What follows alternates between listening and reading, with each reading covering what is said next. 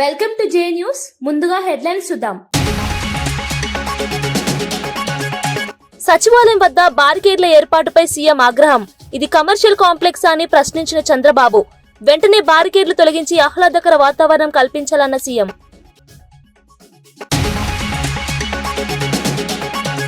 పవన్ కళ్యాణ్ వ్యాఖ్యలపై కవిత ఫైర్. తెలంగాణ నాయకుల దిష్టి కళ్లతో కోనసీమ పాడైందని ఆయన అంటున్నారు.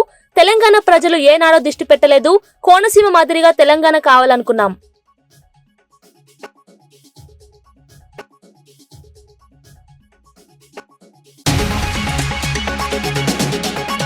రాహుల్ ను ప్రశ్నించే హక్కు కేటీఆర్ కు లేనే లేదన్న జగ్గారెడ్డి. రాహుల్ వాదన ప్రజల హితమేనని జగ్గారెడ్డి వాదన. రాజకీయ విమర్శలు బాధ్యతగా ఉండాలి అన్న హెచ్చరిక.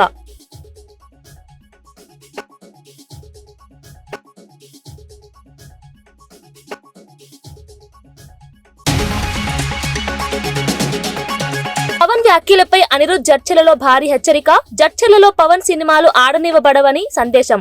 ప్రజల భావాలను దెబ్బతీసే వ్యాఖ్యలు తాలూకు చర్య తప్పరాదు. రాజకీయ బాధ్యతతోనే నేతలు వ్యవహరించారన్న Anirudh.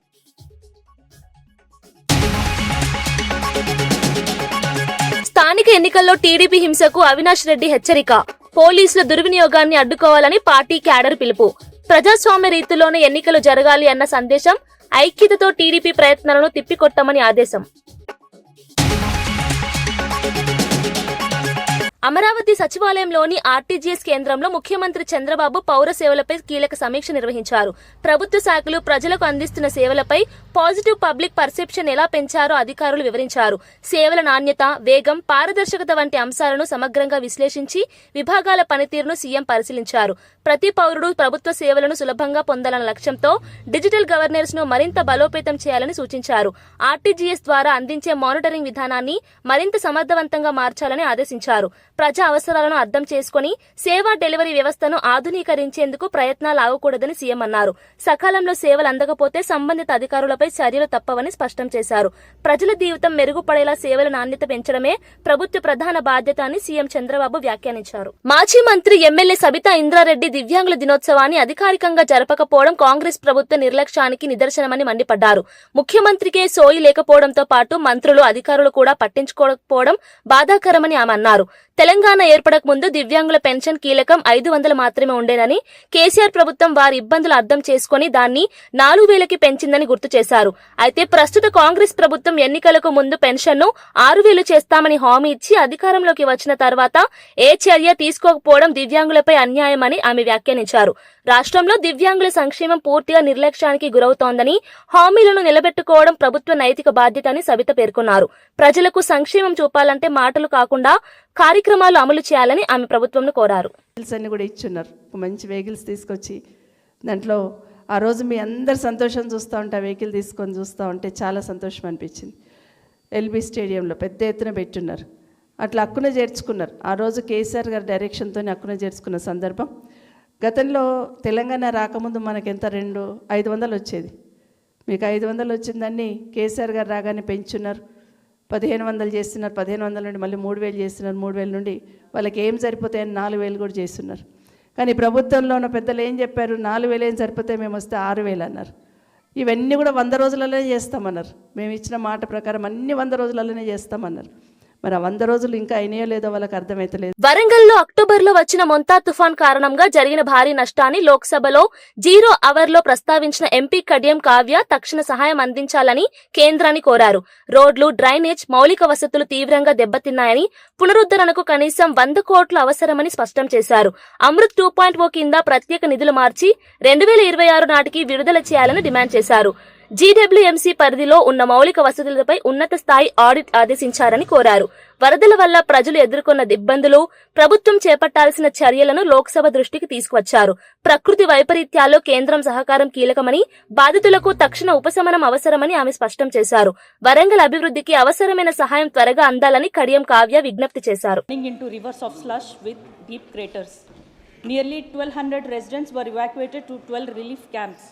Incomplete drainage works under Amrut and Smart Cities mission. Only 66% of 1,800 crores completed. Exposed systemic failure in planning and maintenance. I urge the Honorable Minister of Housing and Urban Affairs to release special central funds under Amrut 2.0 for immediate resurfacing and flood-resilient repairs of internal roads by March 2026. Order a high-level audit of GWMC infrastructure and integrate real-time monitoring. Announce an immediate relief package of 100 crores for road restoration. Warangal, a heritage smart city, deserves resilient roads, not recurring ruin. Thank you, Madam. Jadcherla Congress MLA Anirudh Reddy Pawan Kalyan వ్యాఖ్యలపై తీవ్ర ఆగ్రహం వ్యక్తం చేశారు. తెలంగాణ ప్రజల భావాలను దెబ్బతీసేలా పవన్ కళ్యాణ్ చేసిన వ్యాఖ్యలు బాధాకరమని అన్నారు. పవన్ ను నేరుగా ఉద్దేశించి ఇకపై జడ్చర్లలో ఆయన సినిమాలు ఆడనివ్వబోమని స్పష్టం చేశారు. తనపై పవన్ ఏమి చేయలేని ధైర్యంతోనే ఈ వ్యాఖ్యలు చేస్తున్నానని తెలిపారు. వ్యాఖ్యలు చేసి 10 రోజులు గడిచినా పవన్ కళ్యాణ్ స్పందించకపోవడం మరింత అనుచితమని అన్నారు. తెలంగాణ సెంటిమెంట్ ఉన్న ఇతర నియోజకవర్గ ఎమ్మెల్యేలు కూడా దీనిపై స్పందించాలని అనిరుద్ కోరారు. కళాకారుల ప్రభావం ప్రజలపై ఉన్నప్పటికీ ప్రజల భావాలను అవమానించేలా ప్రవర్తించడం అంగీకారయోగ్యం కాదని స్పష్టం చేశారు. రాజకీయాల్లో బాధ్యతాయుతంగా ప్రవర్తించడం అవసరమని, ప్రజల గౌరవం దెబ్బతింటే ప్రజాప్రతినిధులుగా స్పందించాల్సిన బాధ్యత తమదేనని అనిరుద్ రెడ్డి పేర్కొన్నారు. క్షమాపణ చెప్పాలని చెప్పి కానీ ఈ రోజు వరకు అసలు స్పందించడం కూడా లేదు పవన్ కళ్యాణ్ గారు. అంటే నేను తమిళనాడు పోతే నాకు రెడ్ కార్పెట్, ఢిల్లీకి పోతే నాకు రెడ్ కార్పెట్, ఎవరు ఏమి పీక్తారని చెప్పి అని అనుకుంటున్నారా? నేను ఈరోజు జడ్చర్ల నియోజకవర్గం ఎమ్మెల్యేగా చెప్తున్నాను, నీ సినిమా నాకు వేరే ఎమ్మెల్యేల గురించి అయితే నాకు తెలియదు, సెంటిమెంట్ ఉన్నట్టు అయితే ఖచ్చితంగా దీని గురించి స్పందిస్తారు. జడ్చర్లలో మాత్రం నీ సినిమా ఆడదు. నేను జడ్చర్ల ప్రజలు కూడా చెప్తున్నాను, మొన్న కూడా చెప్పినాను, నేను కూడా పవన్ కళ్యాణ్ ఫ్యాన్ అని చెప్పి. కానీ నాకు sentiment important, Telangana sentiment important. నాకు జడ్చర్ల యువకులకు కూడా చెప్తున్నాను, మనని నరదిష్టి అని రాక్షసులతో పోల్చడం మాత్రం కరెక్ట్ కాదు. టీటీడీ బోర్డు సభ్యుడు భానుప్రకాష్ రెడ్డి సీఎం రేవంత్ రెడ్డి హిందూ దేవుళ్లపై చేసిన వ్యాఖ్యలపై తీవ్ర అసంతృప్తి వ్యక్తం చేశారు. అలాంటి వ్యాఖ్యలు హిందూ సమాజాన్ని బాధ పెట్టడమే కాకుండా సమాజంలో విభేదాలను పెంచుతాయని ఆయన అన్నారు. ముఖ్యమంత్రి పదవిలో ఉండి హిందూ దేవుళ్లను విమర్శించడం చాలా బాధాకరమని పేర్కొన్నారు. వెంటనే హిందువులకు క్షమాపణ చెప్పాలని స్పష్టంగా డిమాండ్ చేశారు. అల్లా లేదా జీసస్ గురించి మాట్లాడే ధైర్యం మీకుందా అని ప్రత్యక్షంగా ప్రశ్నిస్తూ హిందూ దేవుళ్లను మాత్రమే లక్ష్యంగా చేసుకోవడం రాజకీయ ద్వంద్వ వైఖరి అని మండిపడ్డారు.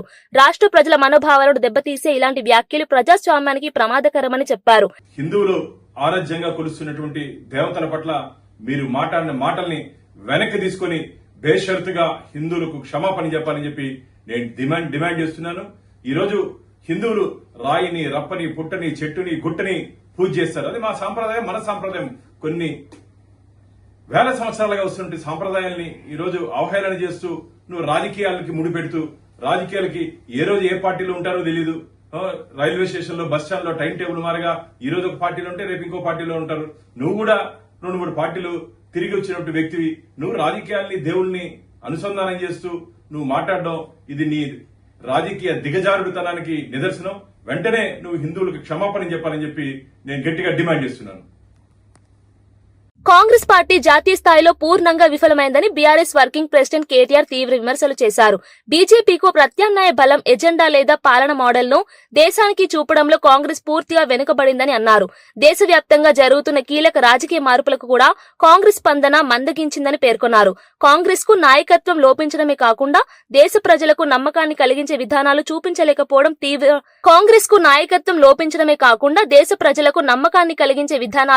చూపించలేకపోవడం తీవ్ర దురదృష్టకరమని అన్నారు.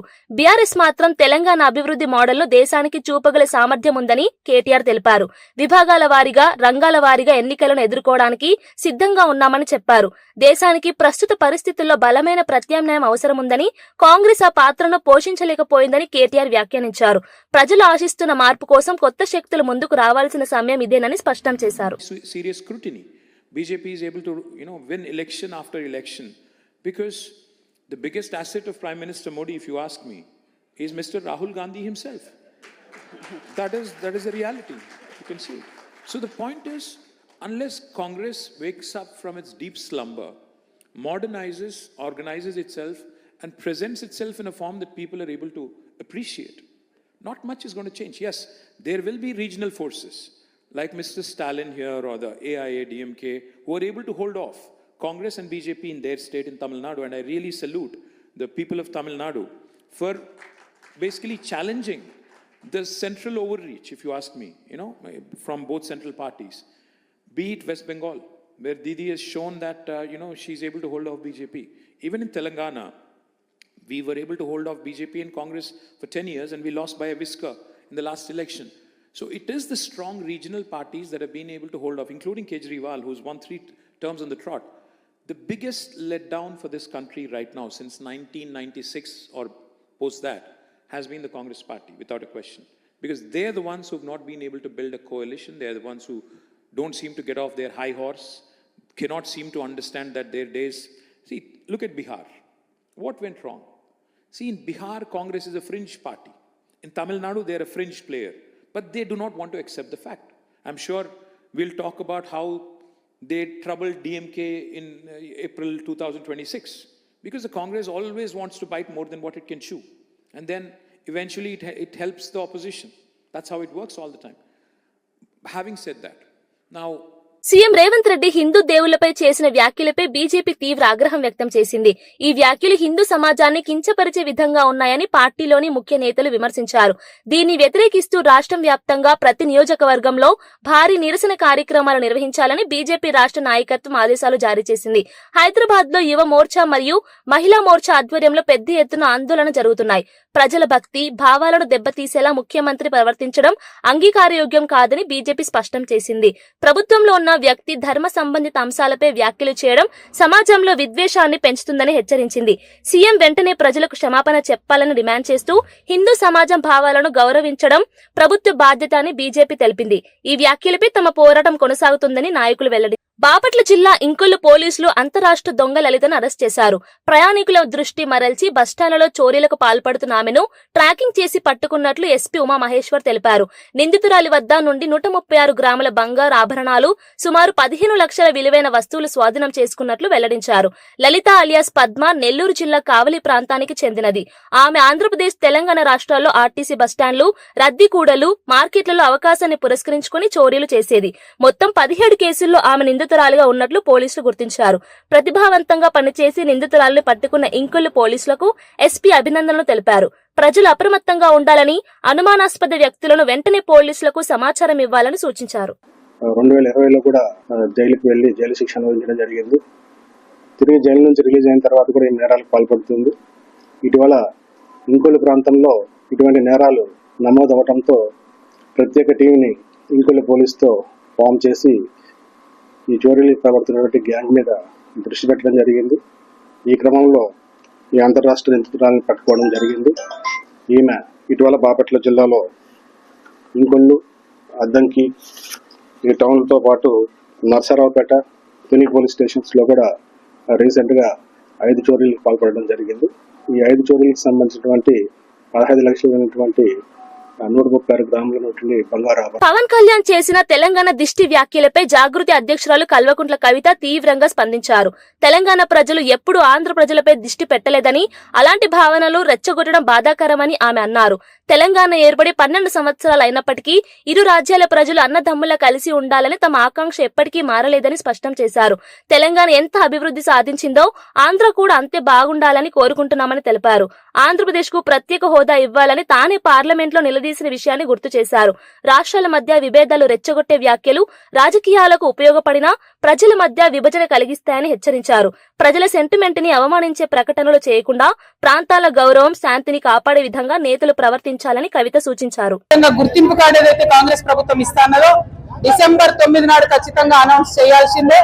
చేయకపోతే మాత్రం ఉద్యమకారులందరం కూడా గవర్నమెంట్ భూములు తీసుకుంటాం, జాగృతి జెండాలు వాడతాం, భూ పోరాటాలకు ముందుకెళ్తామని చెప్పి తెలియజేస్తూ సెలవు తీసుకుంటున్నాను.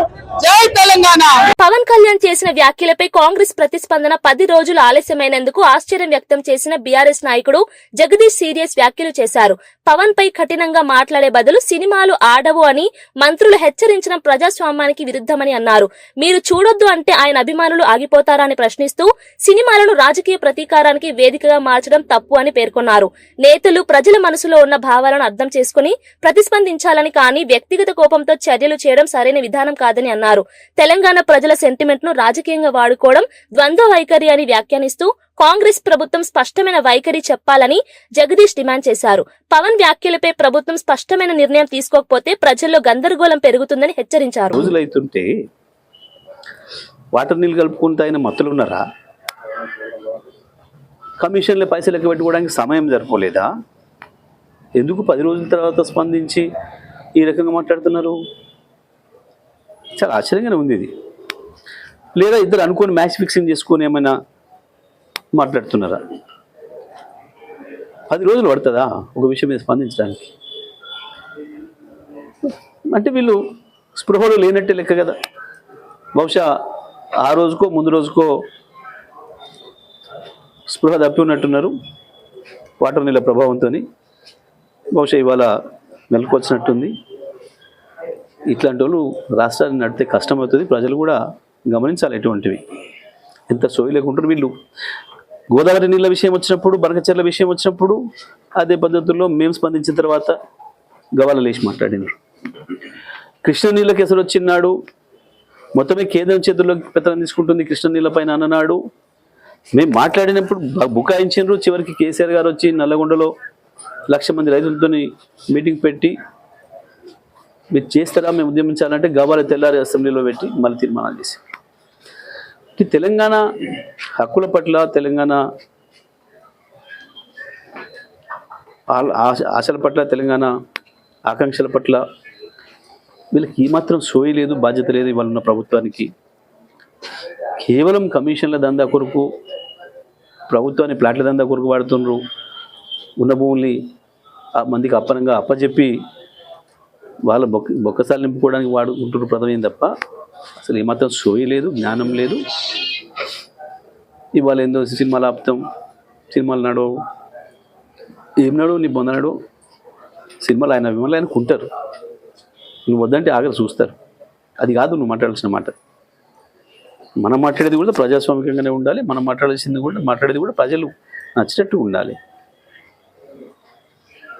కేవలం సెన్సేషన్ కొరకు, కొద్దిమంది వినోదాన్ని కలిగించడం కొరకు,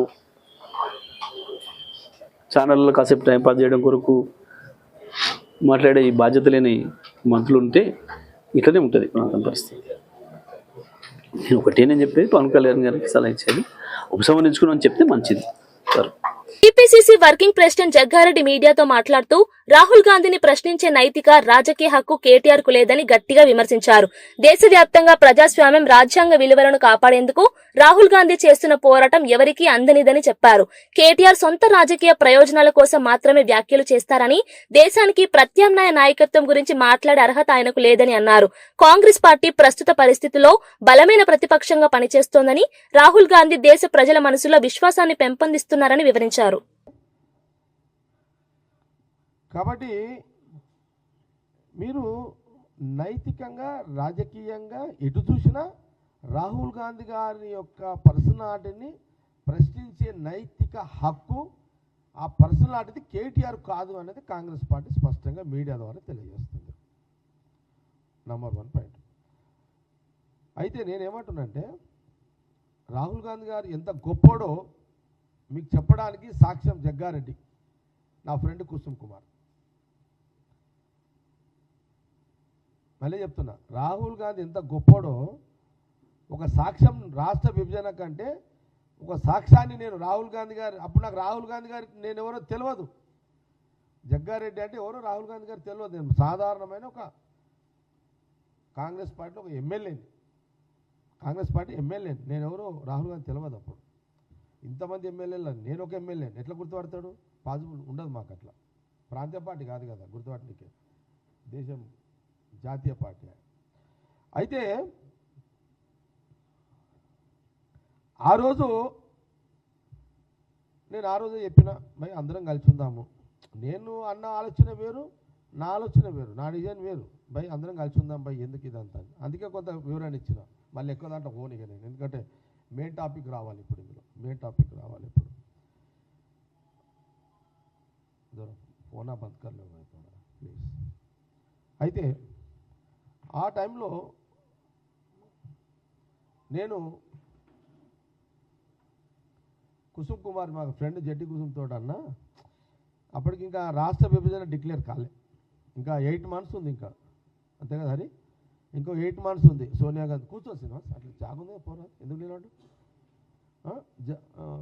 ఇంకా మనకు టైం ఉంది, అఫీషియల్ డిక్లరేషన్ కోసం టైం ఉంది, ఇంకా అప్పటికో 8 months ఉంది. ఇంకా నన్ను అప్పటికే ఒక సందర్భంలో రాజశేఖర రెడ్డి గారు కూడా అన్నారు, రోషే గారు అన్నారు, కిరణ్ రెడ్డి గారు కూడా అన్నారు, ఏం జగన్ రెడ్డి మరి నీ స్టాండ్ ఏంది అసలు, రాష్ట్రం అంతా రాష్ట్ర విభజన కోరుతున్నది, నువ్వు ఒక్కని వీడ ఇట్లా మాట్లాడుతున్నావు, ఇప్పుడు మేమేమన్నా మాట్లాడమంటే మేమేమైతే నేను మాట్లాడమని చెప్తలేము, నువ్వేమో ఇట్లా మాట్లాడుతున్నావు, ఏంటి అసలు ఏంటి దీని మతలబ్ అని అంటే వాళ్ళకి చెప్పిన, లేదు సార్ ఇప్పుడు మీకు చెప్పిన చూడు సార్, మా ప్రజలు మా తెలంగాణ ప్రజలు ఆనందంగా సంతోషంగా ప్రతిరోజు ఆనంద జీవితం గడిపే యొక్క తత్వం ఉన్న బ్లడ్ సార్ అని ఇంకా మిగతా విషయాలు. పులివెందుల వైఎస్ఆర్సీపీ మండల గ్రామ కమిటీల సన్నాహక సమావేశంలో ఎంపీ అవినాష్ రెడ్డి కీలక వ్యాఖ్యలు చేశారు. రాబోయే స్థానిక సంస్థల ఎన్నికల్లో టీడీపీ గుండాలు పోలీసులను అడ్డం పెట్టుకుని దాడులకు పాల్పడే అవకాశం ఉందని పేర్కొన్నారు.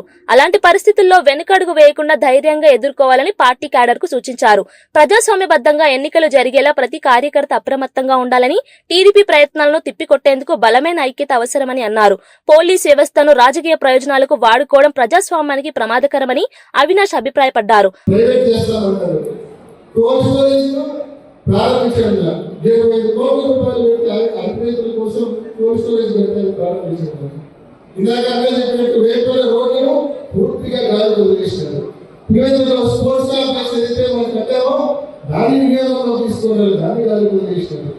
మనం చేపట్టిన అన్ని మంచి కార్యక్రమాలు కూడా కనీసం మెయింటైన్ చేయని పరిస్థితిలో ఉంది ప్రభుత్వం. వాటర్ ట్రీట్ పనులు చిన్న కొద్దిపాటి పనులు చేస్తే మున్సిపాలిటీ నీళ్ళు ఇవ్వచ్చు, ఇప్పటివరకు నీళ్ళు అంటే మనం చేసిన పనులను పూర్తిగా ఈ ప్రభుత్వం ఎక్కడ వేసిన బొమ్మలు అక్కడేట్టుగా పూర్తిగా గాలి వదిలేసింది. సో ప్రజల దగ్గరికి వెళ్ళి మేము చేసినామని చెప్పి గట్టిగా ఓటాడే పరిస్థితి ఈ ప్రభుత్వానికి కానీ తెలుగుదేశం పార్టీ నాయకులు కానీ లేదు. కాబట్టి ప్రజల దగ్గరికి వెళ్ళి ఓటాడే పరిస్థితి లేదు. కాబట్టి దేని నమ్ముకున్నాడు? క్రైమ్ నమ్ముకున్నాడు, కేవలం క్రైమ్ నమ్ముకున్నాడు. ఆగస్టు మాసంలో ఇక్కడ మన రేపు రామన్న కేమాద్రి మన ఎమ్మెల్సీ రమేష్ వీళ్ళు పోతున్న వారం మీద ఏ రకంగా పెట్రోల్ పోసి రాళ్లతో దాడి చేసినారు, ఏ రకంగా వాళ్ళు గాయపరిచినారు మనందరికీ తెలుసు. ఆ తర్వాత దానికంటే 2 రోజుల ముందు మనం సైదాపురం సురేష్ మన అమరేష్ వాళ్ళతో పాటు వాళ్ళ మీద ఏ రకంగా తెలుగుదేశం పార్టీ డెకాయిట్ రాబోతుంది, ఏ రకంగా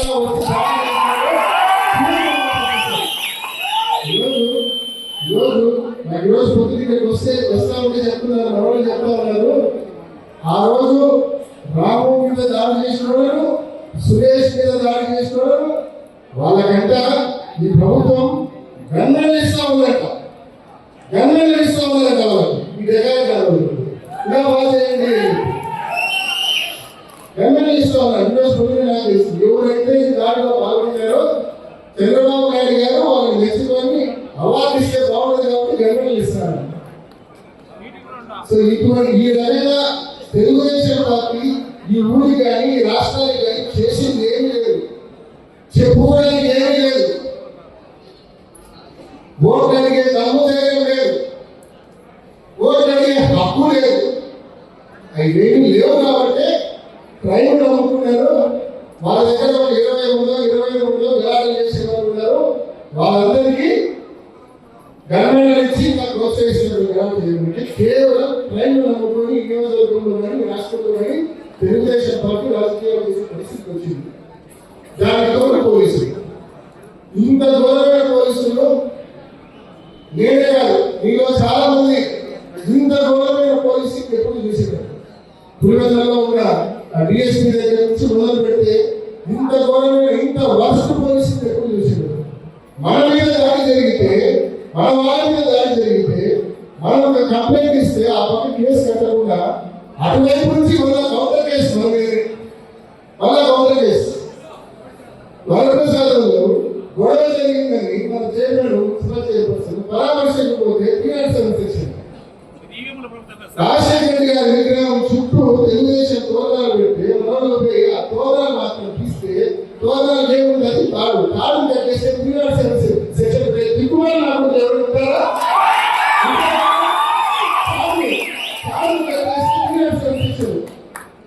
తోరణాలు తాడు కట్ చేస్తే సెక్షన్ పెట్టారు.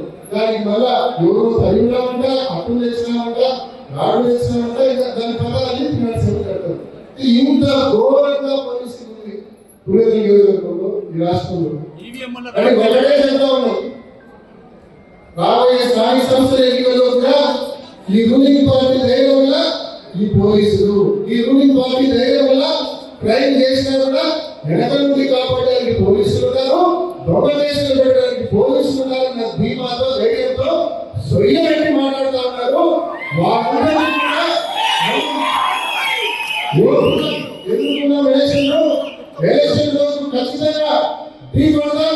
ఖచ్చితంగా ఎలక్షన్ రోజు మనమందరం కూడా జగన్మోహన్ రెడ్డి గారు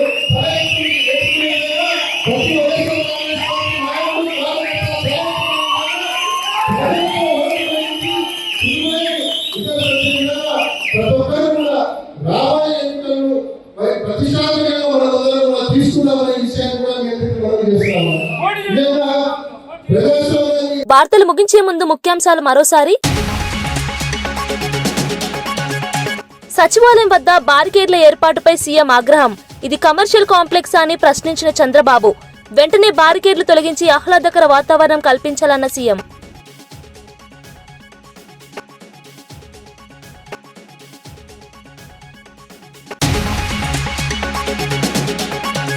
పవన్ కళ్యాణ్ వ్యాఖ్యలపై కవిత ఫైర్. తెలంగాణ నాయకుల దిష్టి కళ్లతో కోనసీమ పాడైందని ఆయన అంటున్నారు. తెలంగాణ ప్రజలు ఏనాడో దిష్టి పెట్టలేదు, కోనసీమ మాదిరిగా తెలంగాణ కావాలనుకున్నాం.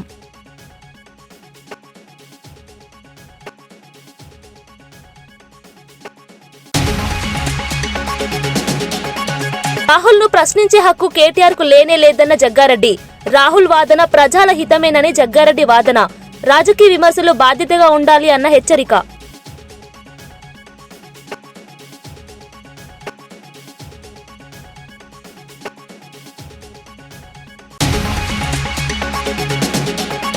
పవన్ వ్యాఖ్యలపై అనిరుద్ జడ్చలలో భారీ హెచ్చరిక. జడ్చలలో పవన్ సినిమాలు ఆడనివ్వబడవని సందేశం.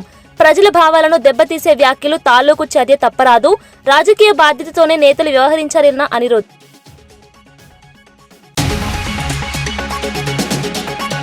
స్థానిక ఎన్నికల్లో టీడీపీ హింసకు అవినాష్ రెడ్డి హెచ్చరిక. పోలీసుల దుర్వినియోగాన్ని అడ్డుకోవాలని పార్టీ క్యాడర్ పిలుపు. ప్రజాస్వామ్య రీతిలోనే ఎన్నికలు జరగాలి అన్న సందేశం. ఐక్యతతో టీడీపీ ప్రయత్నాలను తిప్పికొట్టమని ఆదేశం. ఇవి ఈనాటి వార్తా విశేషాలు.